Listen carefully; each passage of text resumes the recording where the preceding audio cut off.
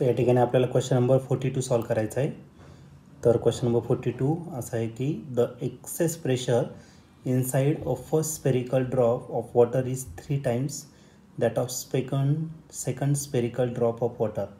तर excess pressure जो आहे पहिला स्पेरिकल ड्रॉपचा 3 टाइम्स आहे सेकंड स्पेरिकल ड्रॉप, आणि दोन्ही ड्रॉप जे आहे ते वॉटरचे.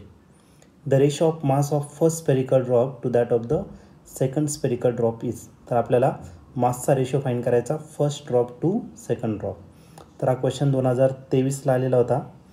तर याचे 4 ऑप्शनपैकी पहिला जो ऑप्शन आहे ए ऑप्शन तो आहे 1:3, बी ऑप्शन आहे 1:6, सी ऑप्शन आहे 1:9 आणि लास्ट डी ऑप्शन आहे 1:27. चला तर या क्वेश्चनला सॉल्व करूया आणि या 4 ऑप्शनपैकी करेक्ट ऑप्शन सिलेक्ट करूया. तर या क्वेश्चनमध्ये आपल्याला एक्सेस प्रेशर दिलेलं आहे inside a first spherical drop, कणाचा दिलेलं वॉटरचा दिलेला आहे. ओके, एक्सेस प्रेशर दिलेलं आहे पहिल्याच्या ह्याच्यात म्हणजे delta P1 is 3 times the second drop of water. तर ही 3 टाइम्स दिलेलं आहे. ओके, सेकंड जो स्पेरिकल ड्रॉप आहे म्हणजे delta P2. Okay, delta P1 is equal to 3 times that of the delta P2. तर आपल्याला रेशो फाईंड करायचा आहे मास फर्स्ट स्पेरिकल ड्रॉपचा आणि सेकंड स्पेरिकल ड्रॉपचा, म्हणजे M1 डिवाइड बाय काय करायचं आपल्याला M2 या ठिकाणी फाईंड करायचा आहे.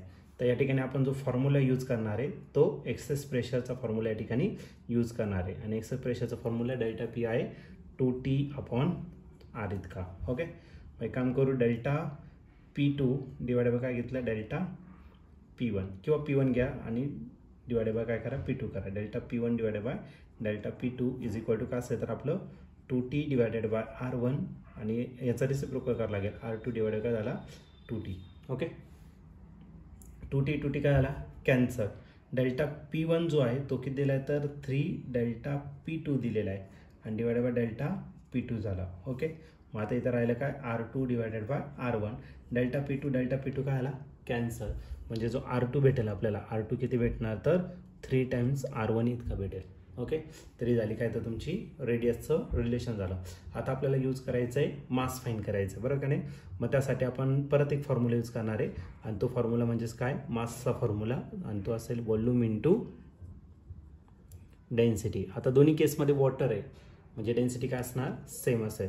मग मास M1 घेतला आणि मास M2 घेतला तर व्हॉल्यूम किती असणार तर ड्रॉप आहे, ड्रॉप जर घेतला त्याचा व्हॉल्यूम असेल 4/3 पाय R1 क्यूब, आणि याचा जर व्हॉल्यूम घेतला तर 4/3 पाय R2 क्यूब, आणि डेन्सिटी दोघांची सेम आहे म्हणजे दोघांची रो कन्सिडर करू कारण वॉटर याचे दोन्ही पण. ठीक आहे, रो काय झाला कॅन्सल 4/3 पाय काय आला कॅन्सल. मग राहिला M1 डिवाइडेड बाय काय M2, आणि तर राहिलं R1 आणि R2 दोघांनी सेपरेट करू आणि दोघांचा ब्रॅकेटचा क्यूब लिहिणार. ओके, R1 माहीत नाही आपल्याला, R1 तसाच राईट करा. R2 जो दिलेला आहे तो किती दिला आहे तर 3R1 त्याचा काय झाला क्यूब.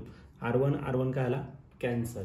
मग M1/M2 जर घेतला तर 1चा क्यूब जर घेतला तर 1, आणि 3चा जर क्यूब घेतला तर 3चा क्यूब 9, आणि 9 मग 3चा क्यूब 27 येतो, 9 त्याचा स्क्वेअर आहे.